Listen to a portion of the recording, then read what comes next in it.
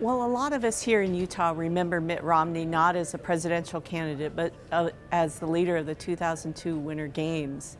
This story was an opportunity to kind of look back at what kind of leader he was of the Olympics, and also an opportunity to look a little bit forward to how his leadership of the Olympics might translate to his becoming president should he win in November.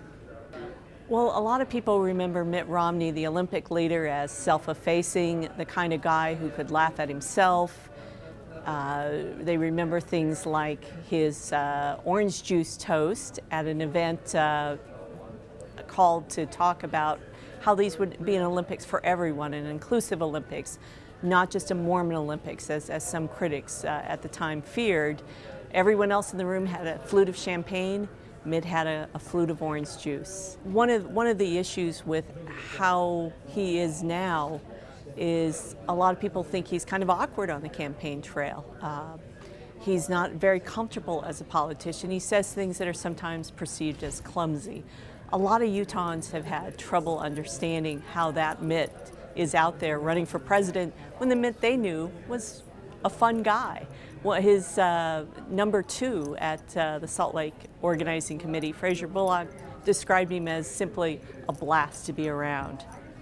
What I heard from the people that I interviewed, for the most part, is that there are some things that he did as an Olympic leader that would translate. He came in to an Olympics that had been damaged by the bribery scandal involving the bid and the International Olympic Committee members.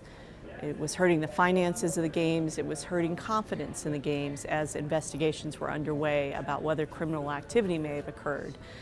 So for Romney at that time to come in, clean up the books, hire good people, get things back on track, there are those who think he would do the same thing should he become president. Others, of course, say that there are major differences between being president and being head of an Olympic committee. For starters, everyone backs an Olympics. Everyone wants to see them succeed. A partisan election is by nature divisive.